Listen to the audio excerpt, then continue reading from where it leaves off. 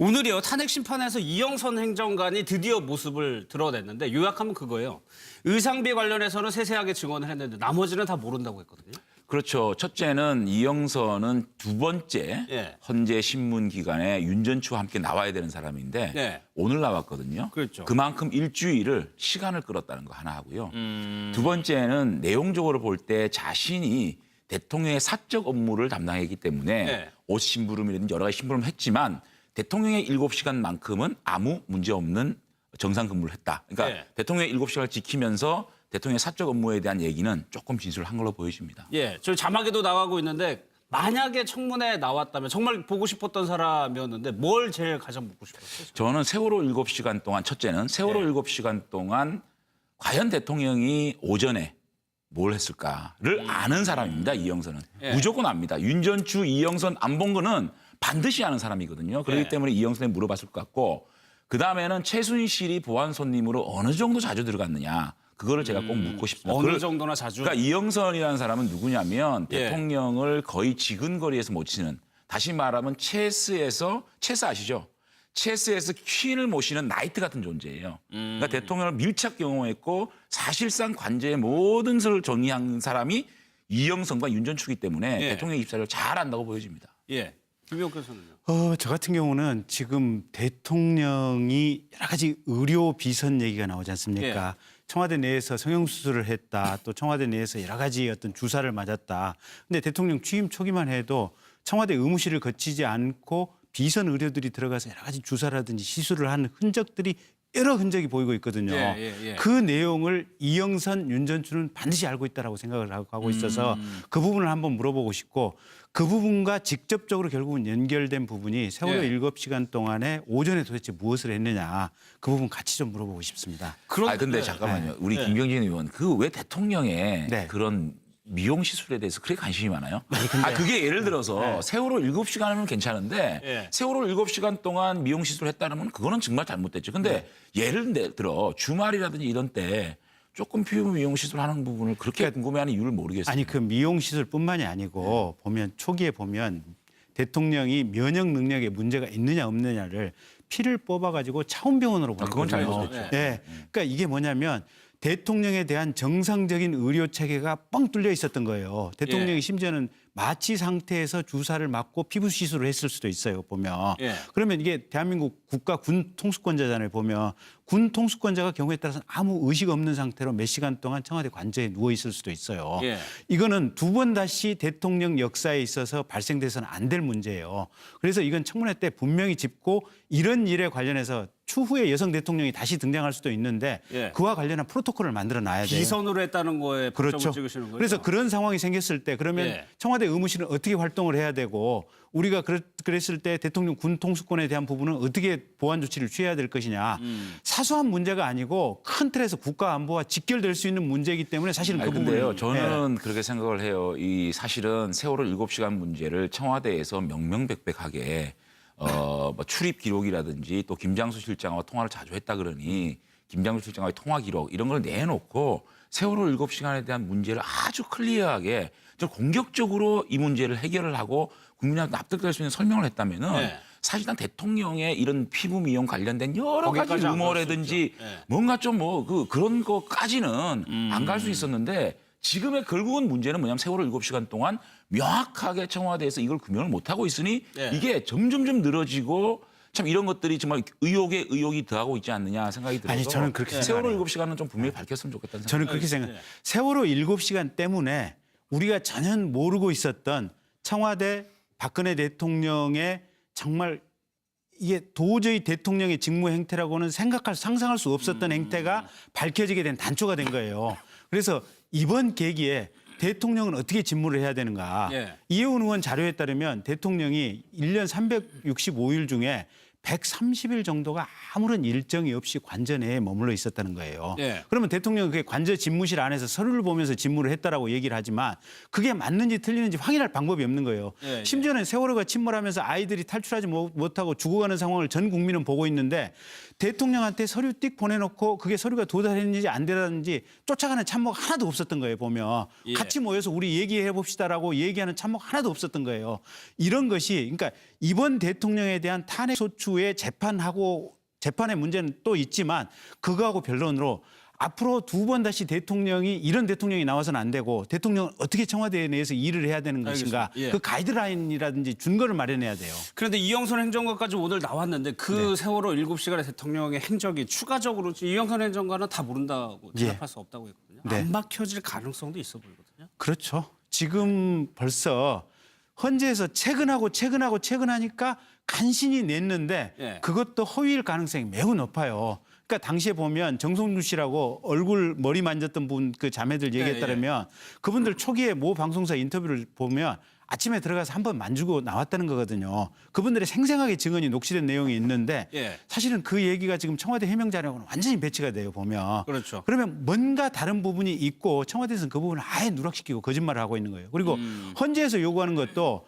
자기가 보고서를 받고 답변을 했다. 이게 아니고 대통령의 행적을 일거수일투족을 시간대별로 분명하게 그걸 밝히라고 했는데 예. 세월호와 관련해서 보고를 받고 뭔가 전화를 했다. 그 부분에 한정해서 지금 답변을 하고 있는 거예요. 예, 대통령이 예. 숨기고 있는 게 많아요. 보면. 근데요, 저는 지금 뭐 더 밝히는 것도 굉장히 중요합니다만 세월호 7시간에 지금 청와대에서 해명하고 있는 이것은 팩트다. 예. 그거 그대로 다 인정하더라도 대통령 탄핵 사고로 생각을 하는 거예요. 그렇죠. 8시 52분에 세월호가 침몰을 했고 예. 9시 19분에 MBN도 마찬가지일 겁니다. 유속보가 나왔어요. 국민들이 알았어요. 그랬죠. 그런데 10시에 대통령 서면으로 이걸 보고를 받습니다. 10시 15분에 처음으로 지시를 합니다. 예. 지시를 할 때는 이미 108도 기울어졌는데 아이들 수색 잘하라. 10시 30분에 특공대 투입해라. 그때는 세월호가 완전히 침몰된 상황입니다. 자, 세월호가 완전히 침몰된 상황에서 관저와 본관 집무실 사이에 걸어서 10분입니다. 나가지 않았고요.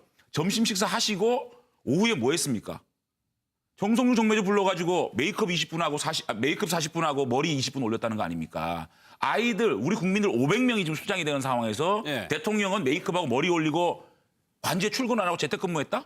이거를 우리 국민들이 어떻게 납득해야 되며 또 5시에 중대본으로 가서 질문 자체를 뭘 했습니까? 이런 것들은 사실은 더 이상 밝힐 필요도 없이 저는 탄핵 사유고 다만 차기 대통령에 대한 정말 우리 대통령이 어떻게 근무를 하고 어떻게 일해야 되냐에 대한 예. 교훈을 주기 위해서라도 이거를 밝혀야 된다는 생각을 하는 겁니다. 근데 이영선 행정관 최순실에 대해서는 뭐 윤전추 행정관도 마찬가지였고 네. 철저하게 보호하는 듯한 입장을 보였거든요. 예. 핸드폰에는 선생님이라고 저장을 해놓고서도 네. 잘 모른다는 취지로 얘기를 한단 말이에요. 그러니까 그만큼 최순실을 보호하고 싶은 어떻게 보면 박근혜 대통령이 상사였는지 아니면 최순실이 이영선 윤전추의 예, 상사였는지 사실은 애매모호한 상태예요. 그러니까 그만큼 이 헌법재판 또 형사재판에서 최순실을 보호하고자 하는 욕망이 강했다. 예. 이렇게밖에 판단할 수 없어요. 예. 저는 이 헌재 출석해서 증언하는 이런 것이나 청문회에 출석하는 사람들이나 또 특검에 출석하는 이런 부분들이 뭔가 좀 컨트롤 타워가 있다는 생각밖에 할 수가 없어요. 자 의원님도 그렇게 생각하죠. 네, 왜냐하면 헌재에서는 헌재를 어떻게 이분들이 생각을 하느냐. 정치 투쟁하고 이념 투쟁하고 뭔가 이거를 정치적으로 몰고 가려는 그렇죠. 생각이 그렇게 있습니다. 해버렸죠. 네. 그다음에 특검에서는 어떤 식이냐면 최순실은 대통령에게 미룹니다. 그리고 정호성은 최순실에게 미룹니다. 대통령은 선이었다고 얘기합니다. 그러면 혐의 부분의 피의 사실에 대해서 이렇게 연결고리, 피의 혐의를 잘라나가는 형태를 취하고 있거든요. 그리고 헌재나 청문회는 철저하게 증인이 출석하고 나가고를 뭔가 보이지 않는 손이 움직인다. 그래서 정치하게. 시간 끌고 또 증언 자체도 아주 피상적인 부분, 예. 대통령의 형사상 피의 혐의에 대해서 문제가 없는 부분만 살짝 흘림으로 인해서 사실은 제가 그 마지막 청문회 때 최순실과 윤전추의 그 크리스마스 카드 그렇죠. 공개하지 않았습니까? 네. 거기에는 최순실이 시집 갔는지 안 갔는지 내년에 꼭 시집 가세요라는 정도로 아주 패밀리적인 관점에서 두 사람이 관계였는데 검찰이나 헌재에서는 뭐라 그랬습니까? 의상실에서 대통령의 지시로 한동 만난 업무상의 관계다. 예. 이렇게 거짓말하고 빠지지 않습니까? 대통령과의 관계는 철저히 부정하면서도 대통령의 알리바이, 7시간의 알리바이는 자기의 알리바이에 빗대서 이걸 해결하려고 하는. 그러니까 이거는 사실상 저희들이 청문회에서 봤던 법을 잘 아는 법 미꾸라지 같은 분이 뒤에 있지 않으면 예. 이렇게 저는 있을 수가 없다. 다만 여기서 지금 많이 이 진전되는 이유는 예. 이 안종범의 수첩 또 안종범 전 수석이 지금 진실을 좀 어느 정도 얘기하고 있는 거. 그렇다고 그런 하죠. 걸로 지금 혐의를 밀고 가는 걸로 보여집니다. 그렇다면 서석구 변호사도 그렇고 네. 뭐 물론 정치적으로 틀을 짜보려고 하는 걸 수도 있어요. 그래서 억제에 가까운 주장을 그렇게 하는 것이냐 네. 대통령 대리인단에서. 네. 그래서 일단 근데 일부는 지금 서석구 변호사 같은 분은 예. 어떻게 보면 박근혜 대통령에 대한 믿음이 너무 지나치다 보니까 사실은 평균에서 지나친 사고를 하고 있는 사람들이 일부가 있는 것 같고 예. 어쨌든 컨트롤 타워는 분명히 존재하고 있어요. 그래서 아까 장제원 의원이 말했던 대로 그 진술해야 될 내용들을 적당하게 나가서 요 정도까지 진술해라, 요 정도까지 진술해라라고 하는 것 같고 예. 그다음에 지금 그러니까 순차적으로 내보내는 그렇죠. 이유도 그런 거죠. 순차적으로 내보내는 것도 저희 국회 청문회는 보면 이영선, 윤전추는 절대로 안 내보내지 않습니까? 보면. 근데 청문회 헌법재판소는 하나씩 시간 차이를 두고 더 안 내보냈을 때는 비난이 극대화될 것 같으니까 그때 살짝 내보내고 지금 이 정도들이거든요. 예. 그래서 어떻게든지 보면 박한철 소장, 헌재 소장 퇴임할 때까지 버티고 그다음에 이정미 헌법재판소 헌법재판관 퇴임할 때까지 재판을 길게 끌어서 예. 나중에 헌법재판관들이 7명 됐을 때 최소한 어떻게 보면 6명 못 넣게 해보자. 시간을 길게 끌어보자. 예. 그게 청와대의 전략이에요. 알겠습니다. 이영선과 윤전추기 때문에 예. 대통령 입사를 잘 한다고 보여집니다. 예. 김용현 교수는요. 저 같은 경우는 지금 대통령이 여러 가지 의료 비선 얘기가 나오지 않습니까? 청와대 내에서 성형수술을 했다. 또 청와대 내에서 여러 가지 어떤 주사를 맞았다.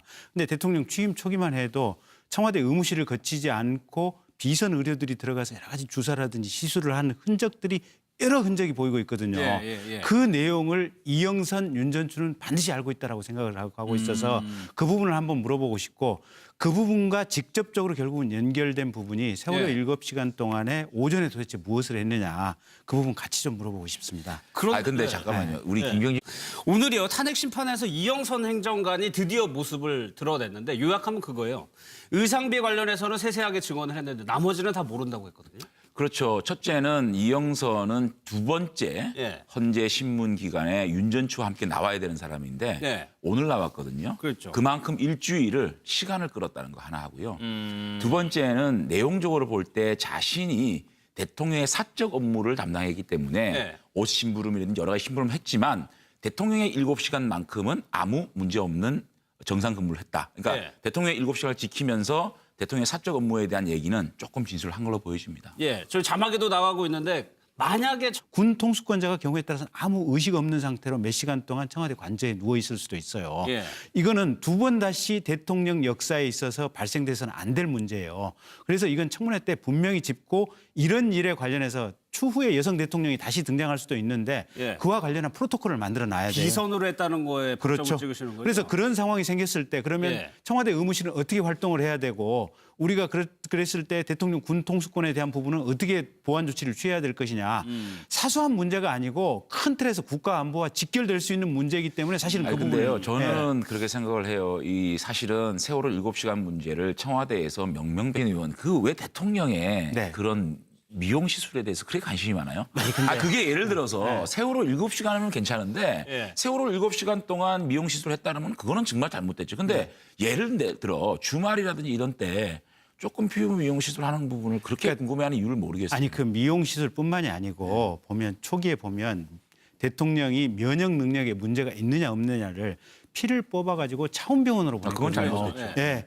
그러니까 이게 뭐냐면 대통령에 대한 정상적인 의료 체계가 뻥 뚫려 있었던 거예요. 대통령이 예. 심지어는 마취 상태에서 주사를 맞고 피부 시술을 했을 수도 있어요. 보면 예. 그러면 이게 대한민국 국가 군 통수권자잖아요. 보면 청문회에 나왔다면 정말 보고 싶었던 사람이었는데 뭘 제일 가장 묻고 싶었어요? 저는 세월호 7시간 동안 첫째는 세월호 7시간 동안 과연 대통령이 오전에 뭘 했을까를 아는 사람입니다. 이영선은. 예. 무조건 압니다. 윤전추, 이영선 안 본 거는 반드시 아는 사람이거든요. 그렇기 예. 때문에 이영선에 물어봤을 것 같고 그다음에는 최순실이 보안 손님으로 어느 정도 자주 들어갔느냐. 그거를 제가 꼭 묻고 싶습니다. 어느 정도나 자주? 그러니까 이영선이라는 사람은 누구냐면 예. 대통령을 거의 지근거리에서 모시는 다시 말하면 체스 아시죠?